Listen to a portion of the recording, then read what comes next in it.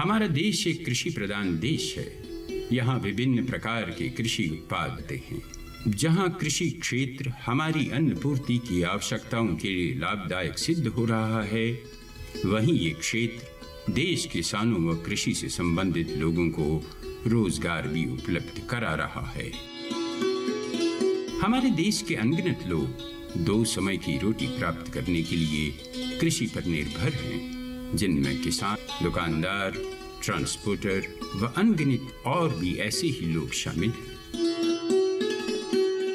यूं तो आज भी हमारे देश में परंपरागत फसलें उगाने का चलन है, परंतु अब किसानों का ध्यान नई फसलों की तरफ भी दिलाया जा रहा है और अब किसान वर्ग की युवा पीढ़ी ने अपरंपरागत कृषि उत्पादों में रुचि लेनी शुरू कर दी है।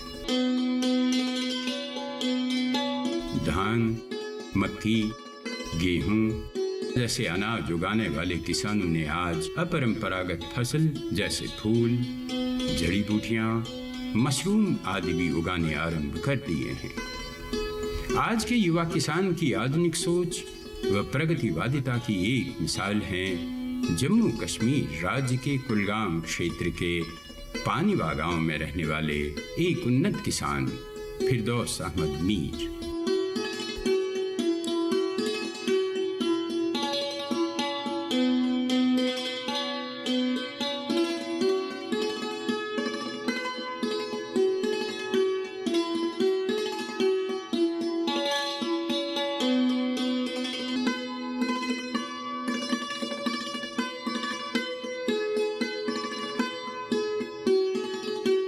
फिरदौस अहमद मीर ऐसे पहले किसान हैं जिन्होंने घाटी में अपना एक निजी टूलिप गार्डन बनाया है। यूं तो श्रीनगर में स्थित टूलिप गार्डन सारी दुनिया में प्रसिद्ध है, लेकिन फिरदौस के इस टूलिप गार्डन को देखकर ये अंदाजा लगाया जा सकता है कि उसने कितनी लगन और विश्वास से काम करके ये करिश्मा किया है।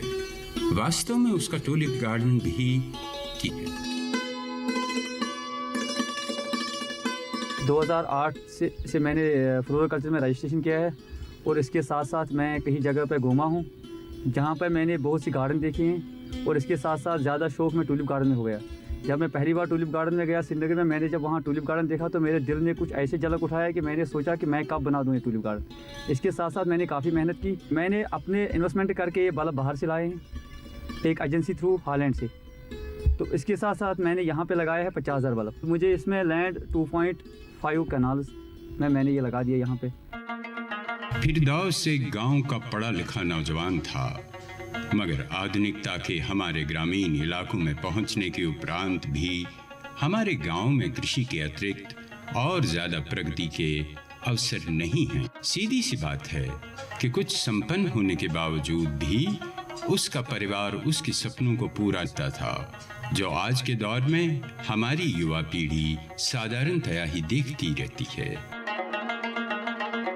कुछ समय के लिए फिरदौस अहमद भी इसी फिक्र में डूबा रहा, किस प्रकार से उसके जीवन में एक नया मोड़ आए ताकि वो अपने आप को साबित कर सके।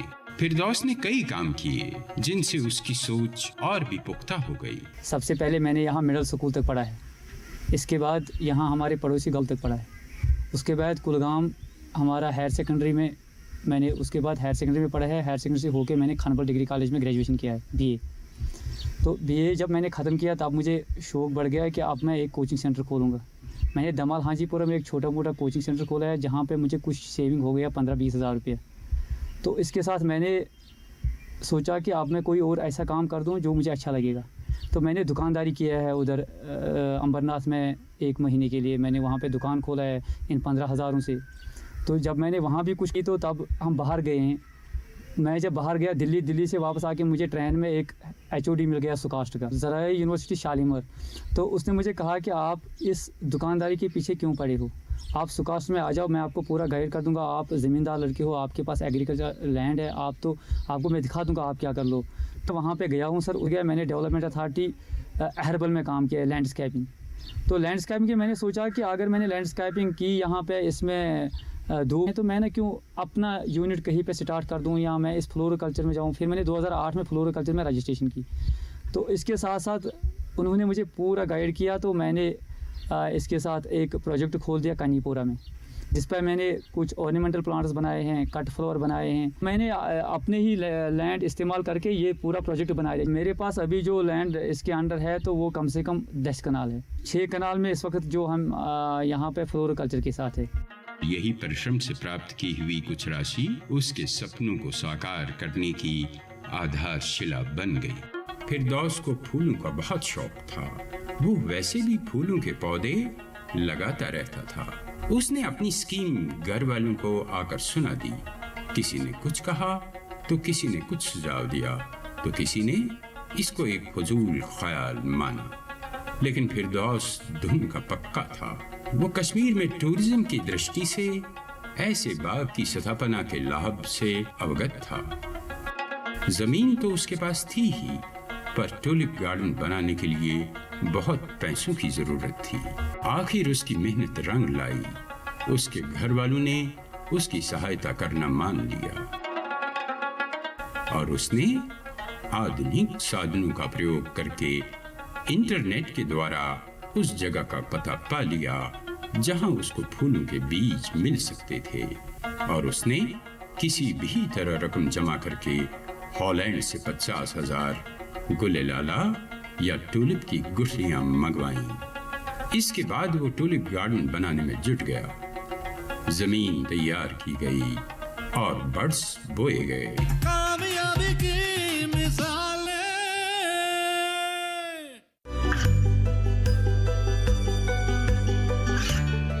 गांवों और पिछड़े क्षेत्रों में सरकारी योजनाओं की जानकारी पहुंचा।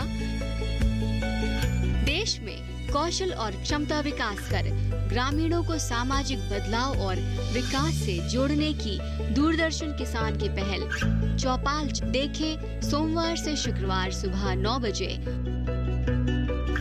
कामयाबी की मिसालें।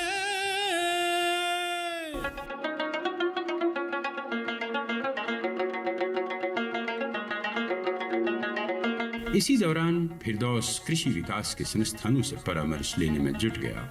आहिस्ता आहिस्ता बाग अपना रूप लेने लगा। उसके हौसले उस समय और भी बुलंद हो गए जब बाकी संस्थानों के साथ साथ राज्य के फ्लोरिकल्चर विभाग ने उसके हौसले और लगन को देखकर उसकी भरसक सहायता की। वास्तव में यह हमारे देश में फल फूल रहे आधुनिक कृषि विज्ञान व उसके मार्गदर्शक संस्थानों की ही देन है कि आज हमारे किसानों का युवा वर्ग फिरदौस की भांति अपने सपने साकार कर सका है। मैं 2008 से डिपार्टमेंट से रजिस्टर्ड नर्सरी ग्रोअर हूँ। तो तब से आज तक फिर मैंने जो भी किया है फ्लोरोकल्चर में, चाहे टूलिप गार्डन बनाया है, चाहे फैन पैड लगाए, जो भी मटेरियल मैंने बनाया है, इसमें पूरा सब्सिडी, पूरा गाइडेंस आज तक मुझे डिपार्टमेंट ने पूरा कॉपरेशन दी है। एक्चुअली जो हमारा मटेरियल तैयार होता है हम बाहर ही बेचते हैं मंडियों में। कट फ्लावर जो सीड हमारे पर बल्ब मटेरियल तैयार, इसमें लोकल जो यहाँ ग्रोवर खुद नए नए रजिस्टर होते हैं, यहाँ कोई बढ़ाना चाहता है वो हमारे पास आके वो मटेरियल ले लेते हैं डिपार्टमेंट थ्रू। मैंने इस साल तो खुद लीलियम भी लगाए हैं, ग्लैड भी लगाए सीड के लिए। और जो टूलिप मेरे पास अभी 50,000 बल्ब बचे हैं टूलिप के, जिसमें 30-40,000 मैं खुद इसमें लगा दूँगा और कुछ इम्पोर्ट मटेरियल मैं बाहर से मंगाऊँगा। और 10-20 हज़ार मुझे पहले ही बुकिंग आ गया यहाँ से OT से, केरला से। जो भी सप्लाई हम डिपार्टमेंट को कर रहे हैं इसमें मैरीगोल्ड है, पिटोनिया है, जेनिया है, डेलिया है, सालविया है। इस साल तो हमने करीब 1 लाख दिया है। फ्लोरोकल्चर डिपार्टमेंट थ्रू मैंने टूर किया है, नागपुर किया है, राजस्थान किया है, ये लुधियाना, हिमाचल, तो बहुत सी टूर मैंने फ्लोरिकल्चर डिपार्टमेंट थ्रू किए। मैंने वहाँ पे काफ़ी सीखा है, तभी मैं भी तैयार हो गया। जब मैंने वहाँ पे फार्मर्स आ गए, जमा हो गए, वहाँ पे नए नए स्कीम उन्होंने बताया है, नए नए यहाँ पे फार्मों पे गए हैं कि इस फार्मर ने क्या किया है, उसी हिसाब से हमने भी वहाँ पर सीखा है और उधर आके हमने भी इसी तरीके से यहाँ पर स्टार्ट किया है।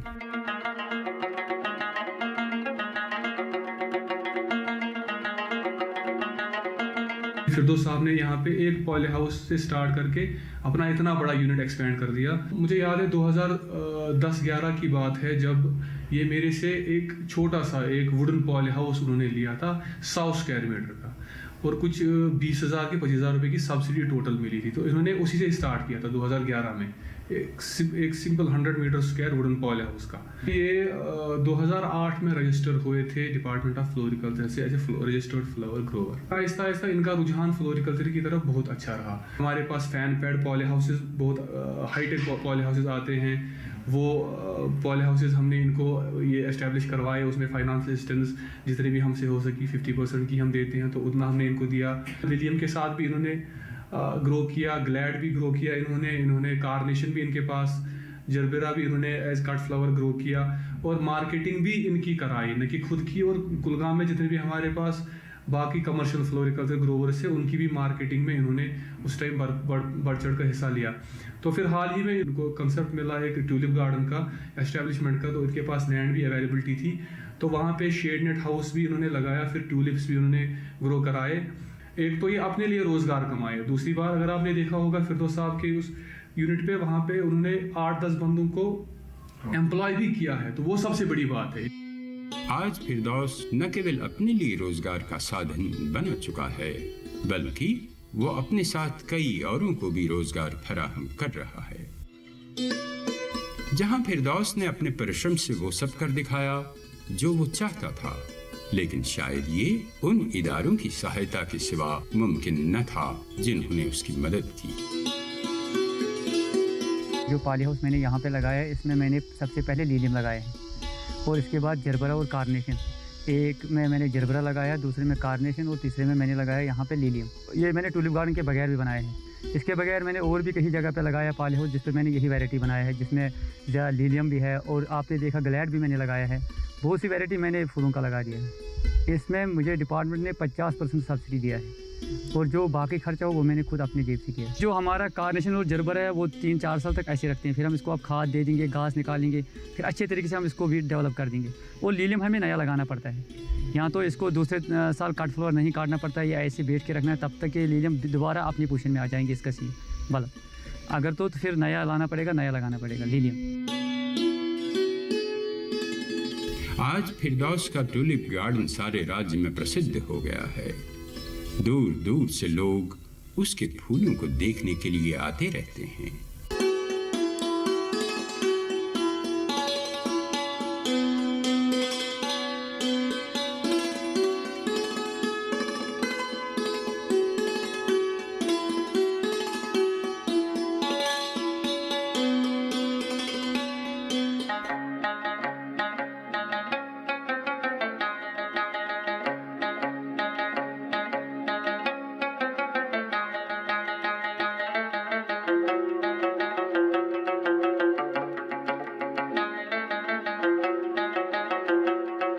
युवा उन्नत किसान फिरदौस अहमद न केवल अपनी सूझबूझ और उच्च विचारों से अपरंपरागत कृषि उत्पादों पर अपना ध्यान केंद्रित कर रहा है, बल्कि वो वंशों से चली आ रही परंपरागत फसलों को उगाने में भी अपनी रुचि बनाए हुए है। वो फूल उगाने के अतिरिक्त धान की खेती भी करता है, और हमेशा की तरह आज भी धान की बुआई की परंपरा को आगे बढ़ाता आ रहा है। लेकिन इसमें भी ये पढ़ा लिखा युवा किसान आज की आधुनिक वैज्ञानिक तकनीक अपना रहा है। कम पैदावार देने वाले तथा मंझोले प्रकार के बीजों के बदले वो विभिन्न कृषि विज्ञान की प्रयोगशालाओं में विकसित उन्नत बीज का प्रयोग करके इस क्षेत्र में भी उन्नति कर रहा है। हमारे पास धान का खेत 10 कनाल है, इसमें आपने ये पैडी लगाया है। पहले हम रमज़ान चीना उसको हम बोलते हैं यहाँ पे, और रमज़ान चीना हम पहले लगाते हैं। उसके बाद सुकास्ट वालों ने यहाँ पे लेटेस्ट इसको हम कहते हैं K39। तो इसमें क्या है, इसमें डबल निकलता है। अगर उसमें 4 कुंटल निकलता है, इसमें 6 कुंटल 7 कुंटल निकलता है, और बीमारियाँ कम है, फसल ज़्यादा निकलता है, इसमें रेजिस्टेंस ज़्यादा है। पैडी तो हमारी ज़रूरत है, हम 2 वक्त खाना खाते हैं, ये तो हमारे लिए ज़रूरी है।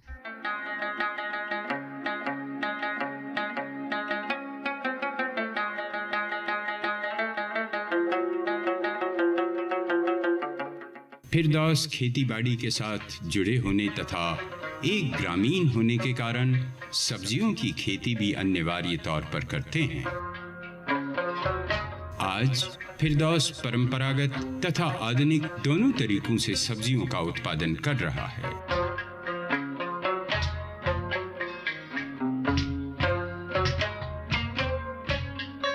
हर मौसम में सब्जियां उगाने के लिए वो ग्रीन हाउस तकनीक का उपयोग भी कर रहा है। खुशी की बात यह है कि वो स्वयं अपनी आवश्यकताओं को पूरा करके साथ साथ अपनी पैदावार बढ़ाने में भी सफल हो गए हैं।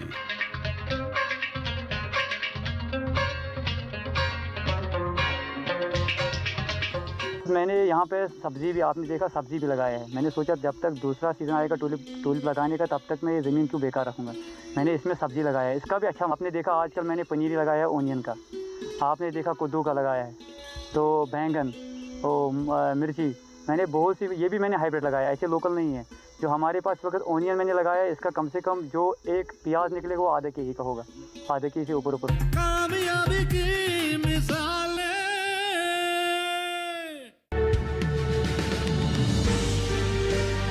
50 साल से लगातार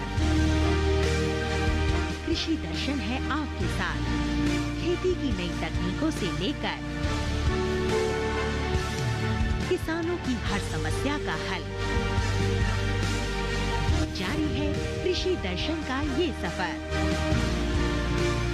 किसान चैनल के साथ सोमवार से शुक्रवार शाम 5:30 पर। कामयाबी की मिसालें।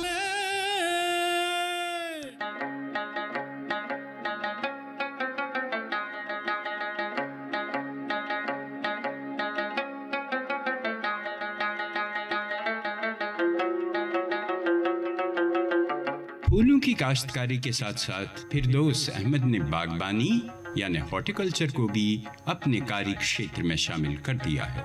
उसके पास फलों के बाग तो पहले से ही थे, पर उसने इन बागों में भी उन्नत तकनीक के द्वारा अच्छी फसल उगाने में सफलता प्राप्त की और ये साबित कर दिया कि किसानी कोई मजबूरी नहीं, बल्कि अपना व्यवसाय चलाने का एक अति सुंदर साधन भी है।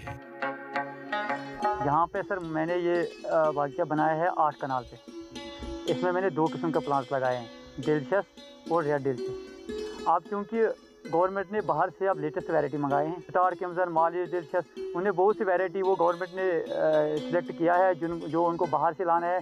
इसका एक्सपर्ट जो वहाँ पे बैठे हैं, जिन्होंने सोचा है कश्मीर के लिए क्या सूट होगा, जो वहाँ से वो मंगाएगा वही मैं भी इनमें लगा दूँगा कि मैं ऐसा गार्डन बना दूँगा वो कश्मीर में क्या JNK में मिसाल रहना चाहिए, जिससे दूसरे लोगों को पता लग जाए ना कुछ इम्पोर्ट जो मटेरियल आ गया है ये बढ़िया है, इसमें फ़ायदा है। और सबसे बड़ा वही मेरा शौक है। दिन ब दिन इंशाल्लाह ये मार्केट बढ़ जाएगा। हमारे पेटी अगर 700 हो, ये 1400 2000 तक हो जाएगा जब हमारे पास बढ़िया मटेरियल होगा। सबसे बड़ी बात है, मैंने ये बाग लगाया, इसको 8 साल हो गया। 8 साल में भी 150 पेटी निकलता है। वो देखो, वो 2 साल में 1 पेटी इस प्लांट में निकलते हैं। और सबसे बड़ी बात यह है कि एक कनाल में 150 पौधे आते हैं। 150 पौधे जब आएंगे, अगर एक साल के बाद इसमें 150 पेटी, तो मार्केट में 1000 होगा, वो 1.5 लाख रुपये हो गया। छूट का हार्टिकल्चर का मार्केट ज़्यादा से ज़्यादा बढ़ जाए, ये हमारे बैकबोन है। इससे हमारे JNK का शान ज़्यादा दिन ब दिन बढ़ता जाएगा।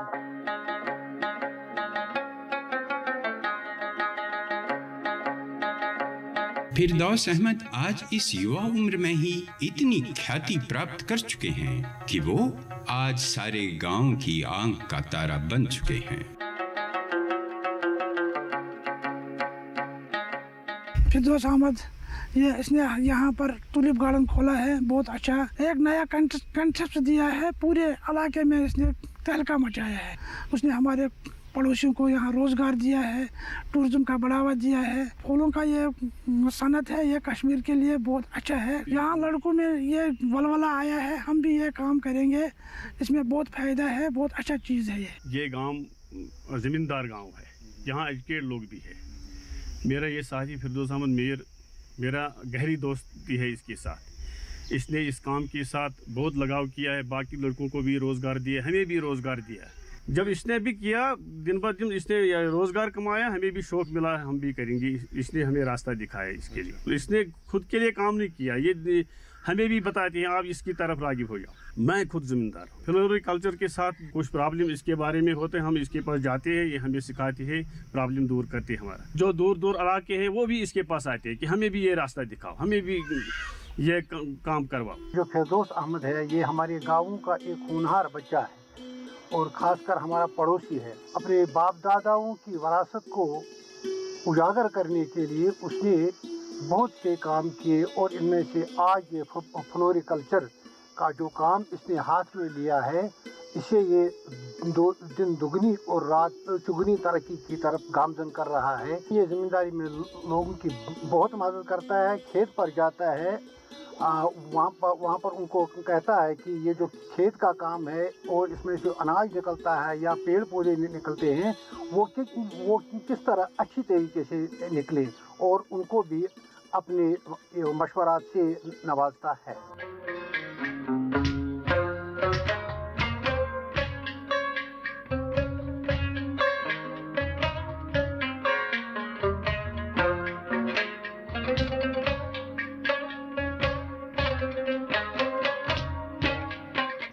अब वो एक और बड़ा बाग लगाने के प्रयासों में लगा हुआ है। जब मैंने अपने गार्डन की कामयाबी देखी तब मैंने सोचा कि मैंने श्रीनगर का टुलिप गार्डन देखा, वो बहुत बड़ा है। मैंने सोचा कि इस साल मैं भी अपना टुलिप गार्डन अच्छे तरीके से बड़ा डेवलप करूं, बहुत बड़ा बना दूं। ये मैंने 8 कनाल लैंड रखा है इसके लिए। ये रोड पे है, बिल्कुल लोगों को सफ़र नहीं हो जाएगा, जो देखने के लिए उसको आराम हो जाएगा यहाँ देखने के लिए। अभी तो मुझे धान काट के मैं इसको स्टार्ट फेंसिंग कर दूँगा, पूरा 4 दीवारी बंद करके अच्छे तरीके से डेवलप कर दूँगा। एक साइड में इसको मैं टुलिप लगा दूँगा 3 कनाल में, और इसके बाद चेरी और प्यूनिया, और कुछ मैं इसमें पार्क बना दूँगा एक साइड में, और फंवार एक बना दूँगा इसमें। इसके साथ रेस्टोरेंट, बच्चों के लिए खेलने का सामान एक साइड में रख दूँगा। पूरे अच्छे गार्डन बनाऊँगा मैं अपने डिस्ट्रिक्ट में इंशाल्लाह।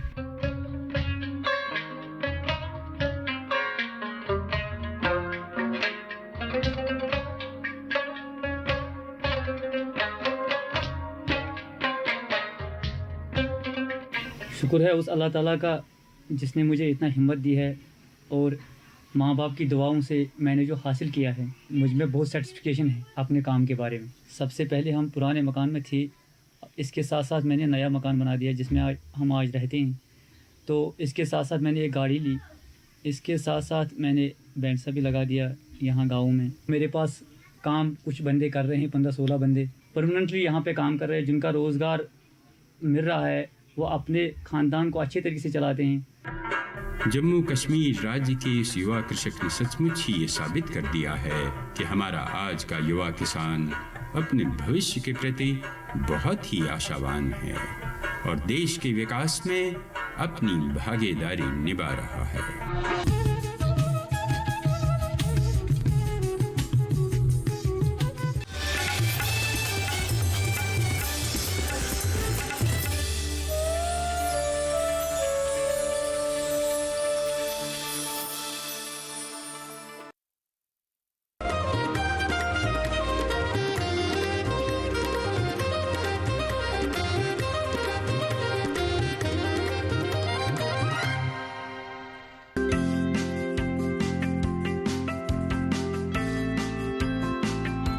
जब तक हम बहुत छोटे थे तब तक तो खेत पे जाना हमारे लिए एक पिकनिक स्पॉट हुआ करता था। जी हां, ये हैं राजपाल सिंह, जिनके कामयाबी के किस्से आज चारों तरफ हो रहे हैं। राजपाल सिंह एक ऐसा किसान जिसने किसानों की दुनिया ही बदल दी, एक ऐसा किसान जिसने विकास के पहिए को कभी थमने नहीं दिया, एक ऐसा किसान जिसने सफलता की बुलंदियों को छुआ और कामयाबी की एक नई मिसाल कायम की। राजपाल सिंह के बढ़ते हुए कदमों को सही दिशा उस वक्त मिली जब उनका संपर्क KVK यानी कृषि विज्ञान केंद्र से हुआ। तो बस बदलाव की बयार यहीं से बहने लगी। कृषि विज्ञान केंद्र ने राजपाल सिंह की सोच को और निखारा। अब राजपाल सिंह को एक नई दिशा मिल चुकी थी। सबसे पहले मैंने जो छोटा सा कल्टीवेटर बनाया, हमारे पिताजी उसको देखकर बहुत खुश हुए। बोने में बिजाई करने में 2 से 3 दिन लग जाया करते थे, और जब वो कल्टीवेटर मैंने बनाया, बीज बिखेर के हमने उसमें बैलों से अपने घुमाया, तो सुबह से लेकर शाम तक ही हम 30 के 30 बीघे उन्होंने कल्टीवेटर के अलावा कई अन्य आविष्कार किए। ये ऐसे आविष्कार थे जिन्होंने उनके साथ साथ किसानों की जिंदगी को भी बेहतर बनाना शुरू कर दिया। उनका ये सफर बदस्तूर जारी रहा और वे निरंतर कुछ ना कुछ नया करने की सोचते रहते। वो पेड़ों पर लगे अमरूदों को देखकर सोचते कि किसान बोना जानता है, लेकिन वो उसे बेचना नहीं जानता। और जिस दिन किसान ने अपनी पैदावार को बेचना सीख लिया, उस दिन किसानों की समस्याओं का हल होने लगेगा। फिर उनके खोजी मन ने इसी का एक रास्ता निकाला और मधुमक्खी के छत्ते से शहद निकालने की एक मशीन तैयार कर डाली। ये मशीन बेहद कामयाब रही। देखते ही देखते राजपाल सिंह अपने क्षेत्र के नायक बन गए। राजपाल सिंह का मकसद यही था कि यहाँ के किसानों को नई तकनीक का इस्तेमाल करने के लिए प्रेरित किया जाए। आज जगहैता गुजर गांव और सहारनपुर में राजपाल सिंह का नाम बड़े मान सम्मान के साथ लिया जाता है। उनके रिश्तेदार उन्हें आदर की नजरों से देखते हैं तो दूसरे किसान उनसे प्रेरणा लेते हैं। वे जानते हैं कि राजपाल सिंह ने उन्हें कैसे नई तकनीक से जोड़कर उनके जीवन, उनके खेतों को विकास से जोड़ा है। मैं एक बात अब किसानों को कहना चाहता हूं, पैदा करना आप बेहतरीन तरीके से जानते हैं। किसान को किसानी कोई नहीं सिखा सकता, लेकिन जो उससे भी बड़ी जरूरत है कि पैदा करने के साथ साथ आप अपनी उपज को बेचना भी सीख लें। राजपाल सिंह को उनके कार्यों के लिए अनेक बार सम्मानित किया जा चुका है। ये सम्मान जहां उन्हें आगे बढ़ने के लिए प्रेरित करते हैं, तो वहीं दूसरे किसानों को राजपाल सिंह के जैसा बनने के लिए प्रोत्साहित करते हैं।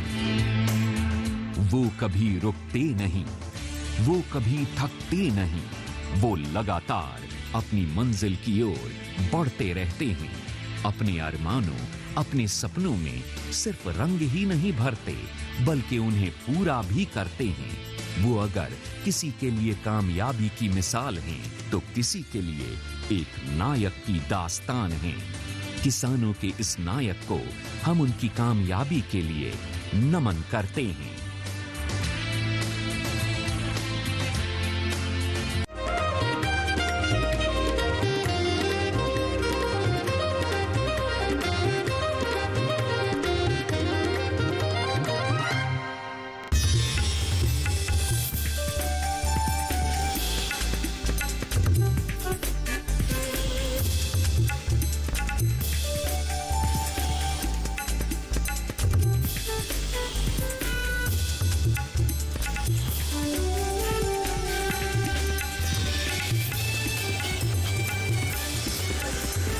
टीवी किसान, बदलते भारत की शान।